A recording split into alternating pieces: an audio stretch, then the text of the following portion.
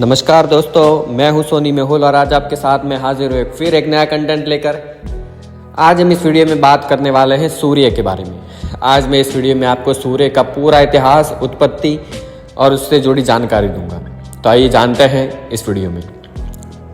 सन यानी सूर्य या सूरज सौरमंडल के केंद्र में स्थित एक तारा जो कि चारों तरफ पृथ्वी और सौरमंडल के अन्य अवयवों से उसके चारों ओर घूमते रहते हैं। सूर्य हमारे सौरमंडल की सबसे बड़ी वस्तु है और उसका व्यास करीब 13,90,000 किलोमीटर है, जो पृथ्वी से लगभग 109 गुना है। ऊर्जा का ये शक्तिशाली भंडार मुख्य रूप से हाइड्रोजन और हीलियम गैसों का एक विशाल गोला है। परमाणु विलय की प्रक्रिया द्वारा सूर्य अपने केंद्र में ऊर्जा पैदा करता है।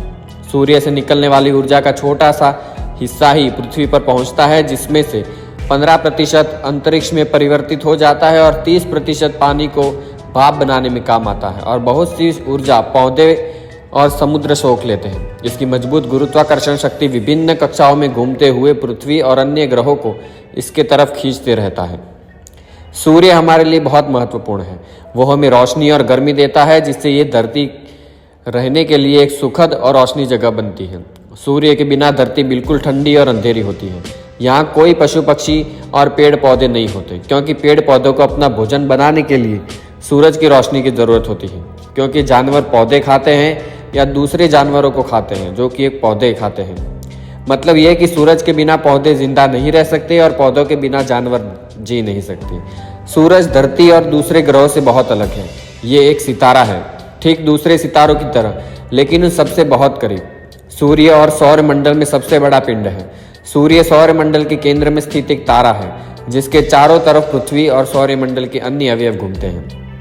सूर्य एक विशाल आणविक बादल के हिस्से के ढहने से करीब 4.57 अरब वर्ष पूर्व घटित हुआ है, जो अधिकांश हाइड्रोजन और हीलियम का बना हुआ है और शायद इन्हीं ने कई अन्य तारों को बनाया है। ये आयु तारकीय विकास के कंप्यूटर मॉडल के प्रयोग और न्यूक्लियो कॉस्मोक्रोनोलॉजी EN के माध्यम से आकलित हुई है। परिणाम प्राचीनतम सौरमंडल सामग्री की रेडियोमेट्रिक तिथि के अनुरूप है, जो 4.567 अरब साल है, और प्राचीन उल्कापात के अध्ययन अल्पजीवी आइसोटोपों के स्थिर नाभिक के निशान दिखाते हैं, जैसे कि लौह 60 जो केवल विस्फोटित अल्पजीवी तारों में निर्मित होता है। ये इंगित करता है कि वो स्थान जहां पर सूर्य बना के नज़दीक एक या एक से ज़्यादा सुपरनोवा अवश्य पाए जाने चाहिए। किसी नज़दीकी सुपरनोवा से निकली आघात तरंग ने आणविक बादल के भीतर की गैसों को संपीड़ित कर सूर्य के निर्माण को शुरू किया होगा तथा कुछ क्षेत्र अपने स्वयं के गुरुत्वाकर्षण के अधीन ढहने से बहे होंगे। जैसे ही बादल का कोई टुकड़ा ढहा, कोणीय गति के संरक्षण के कारण ये भी घूमना शुरू हुआ और बढ़ते दबाव के साथ गर्म होने लगा। बहुत बड़ी द्रव्य राशि केंद्र में केंद्रित हुई, जबकि शेष बाहर की ओर चपट कर एक डिस्क में तब्दील हुई, जिनसे ग्रह वो अन्य सौरमंडलीय निकास बने। अब आइए जानते हैं सूर्य का द्रव्यमान। सूर्य का द्रव्यमान 1.989E30 किलो है और सौरमंडल के द्रव्यमान का कुल 99.8% द्रव्यमान सूर्य का है। बाकी बचे में अधिकतर में बृहस्पति का द्रव्यमान है। सूरज देखने में इतना बड़ा नहीं लगता, क्योंकि वो धरती से बहुत दूर है और सूर्य का व्यास 13,92,000 किलोमीटर है, जो पृथ्वी के लगभग व्यास का 110 गुना है। और सूर्य पृथ्वी से 13 लाख गुना बड़ा है और सूर्य पृथ्वी को सूर्य ताप का 2 अरबवां भाग मिलता है। सूर्य से पृथ्वी की औसत दूरी लगभग 14 करोड़ 96 लाख किलोमीटर या 9 करोड़ 29 लाख 60 हजार मील है तथा सूर्य के प्रकाश को पृथ्वी तक पहुंचने में 8 मिनट और 16 सेकंड का समय लगता है। इसी प्रकाशीय ऊर्जा से प्रकाश संश्लेषण नामक एक महत्वपूर्ण जैव रासायनिक अभिक्रिया होती है, जो पृथ्वी पर जीवन का आधार है और ये पृथ्वी के जलवायु और मौसम को भी प्रभावित करता है। सूर्य आकाशगंगा के 100 अरब से अधिक तारों में से एक सामान्य मुख्य क्रम का G2 श्रेणी का साधारण तारा है। ये अक्सर कहा जाता है कि सूर्य एक साधारण तारा है और इस तरह से सच भी है कि सूर्य के जैसे लाखों तारे हैं, लेकिन सूर्य से बड़े तारों की तुलना में छोटे तारे ज़्यादा हैं। सूर्य द्रव्यमान से शीर्ष 10% तारों में है।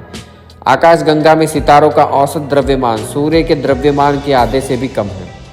जिस प्रकार पृथ्वी और अन्य ग्रह सूरज की परिक्रमा करते हैं, उसी प्रकार सूरज भी आकाश गंगा के केंद्र की परिक्रमा करता है।